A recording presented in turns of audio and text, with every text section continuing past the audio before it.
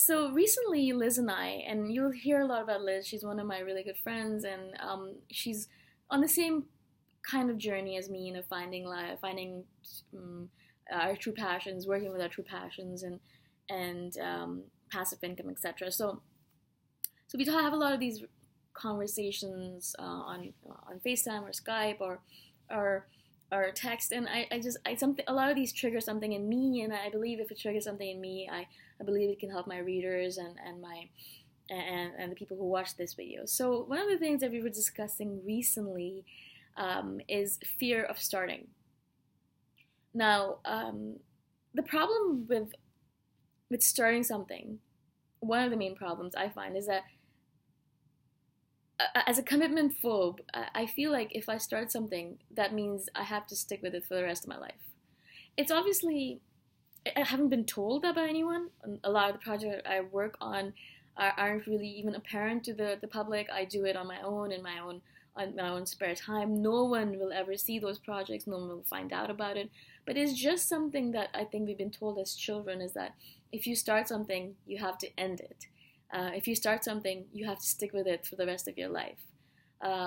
If you start something, you can't just give up halfway.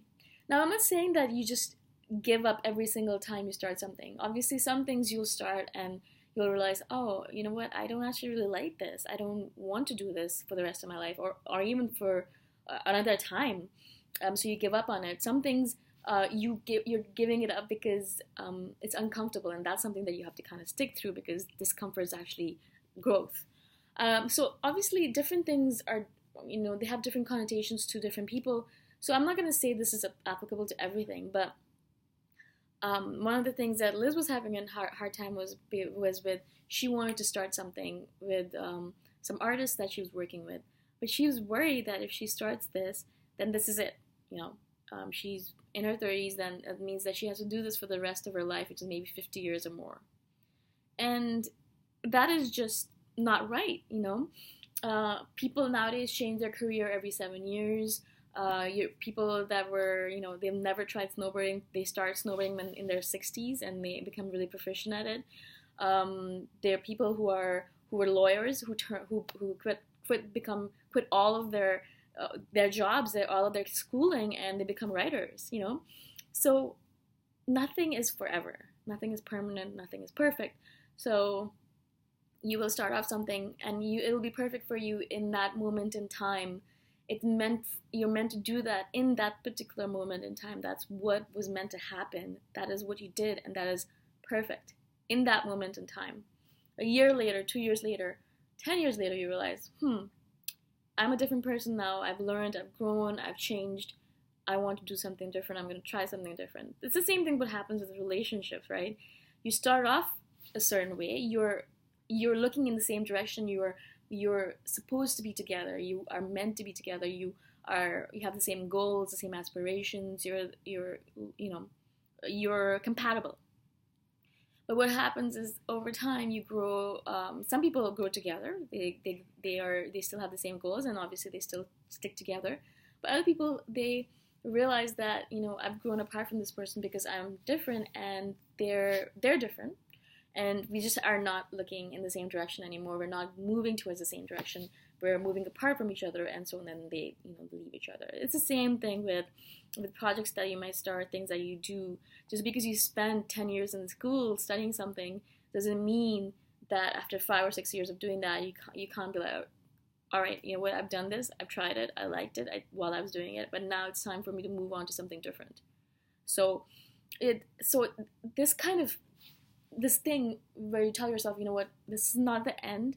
I can do this. I can do this for the next 3 or 4 years or whatever time frame it might be, and then I can move to something different. It kind of gives you a sense of relief, As soon as I told Liz that, you don't have to stick with this forever. This is just what you're doing right now. It was as if she just suddenly relaxed and realized, right, this is not forever. I can do this for as long as I wish, as long as I want to do it, as long as it feels good, it feels right. And then when it doesn't feel good anymore, if it doesn't feel right anymore, if you realize you're not interested in it anymore, then you move on to something different. This is the good thing about living in a world where you're so free to do whatever you wish, that you don't need to focus on all of these other things. You don't need to worry about what other people are thinking. You don't need to worry about parents, society, what they might say, because nothing matters. The only thing that matters is your own happiness. And so if you're interested, do it. If you're not, don't do it. Change it. Move to a different place. Break off your relationship, whatever it might be, that you're thinking of. So nothing is forever. And that kind of, when I tell my coaching clients as well, it kind of relaxes them, because they realize, okay, this is not the end all of be all. I am not stuck with this forever. If I don't like it, I can do something else. And so you're able to start with a sense of freedom, where you have more flexibility. You're not stuck to the specific item, and you're able to start a little bit easier. You're less hard on yourself. And starting from that, relaxed place is so much better than starting from a place where you're scared and anxious and worried about the future. So taking it one day at a time, taking it 1 minute at a time, 1 hour at a time, whatever you wish. So I hope that something in this video triggered something in you, and you were able to, you're able to use any of these learnings to apply things in your own life. But if you do need any help with coaching or with your life goals in any way, I'm obviously here. My website is themillenniallifecoach.com, and I'm always looking forward to hear from you. Even if you're not interested in coaching, if you just want to have a conversation, please message me. I'm always willing to listen. I'm always willing to talk to anyone. So I'm signing off now, but I hope that you will stick around and listen to more of my videos in the future. Thank you.